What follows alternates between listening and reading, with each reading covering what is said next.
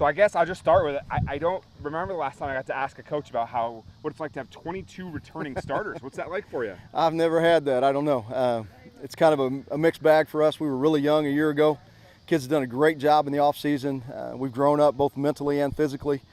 We had a good weight room off season, and so for us it's kind of exciting right now. Talk about some of the key players that you're going to be relying on this season. You know, with just one of the big things that we've done is our offensive line. These guys they're all returning. They've gotten stronger, they've gotten faster, gotten bigger. So we're excited about that group with Matthew Cook, Isaac Calm, Ethan Goshen, Ashton Wolf, and Miles Harms. And then we add in at J-back, we're adding in Ben Eckhoff, and then Camden Everhart at tight end.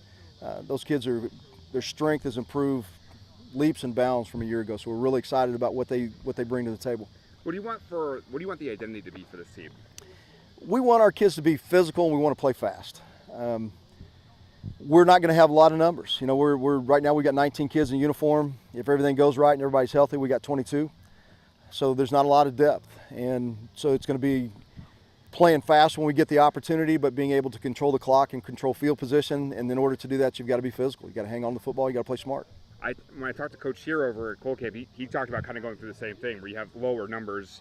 You know, sometimes I'm sure there's peaks and valleys in a town like this where you can't control when they come up, right? Is this something you kind of are used to by now? No, you know, every time that you go through it, it's a different deal. It's a different animal because it's different kids. You know, a year ago we didn't have any seniors. Now we've got seniors and juniors. We don't have any sophomores. We got one sophomore. So when you have those two holes in those classes, your sophomores are the kids that you're trying to bring along to be varsity players. Maybe by the end of the year, they can be contributors early, but be guys by the end of the year and the following year. And so when you have that, there's a void in there. It affects the way that you practice because now maybe what you're practicing with doesn't bring the intensity that you're going to see in a game. And that's the hardest part about this is assimilating game speed and the physicality. So I'm just thinking about in terms of stamina and injury prevention, how important that must be for you. How do you kind of adjust for that? You know, the thing that we're trying to do is balance our days. You know, we'll have a day where we try to get after it pretty good, and have a day where we back off of it a little bit. We try to control the number of contacts that we're getting instead of running. You know, when you got a big group of kids, you may do a drill for 10 minutes. When you don't have a lot of kids, you may cut that drill down to maybe 2 minutes, but you're going to get all your kids 2 reps and you're going to move on to the next thing.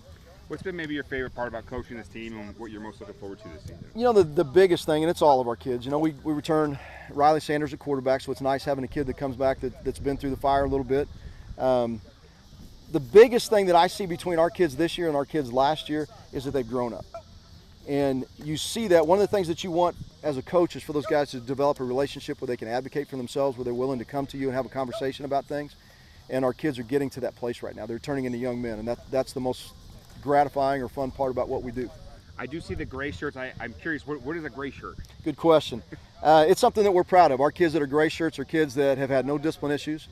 They're a 3.5 or higher, and they're 95% attendance at school and the weight room or higher.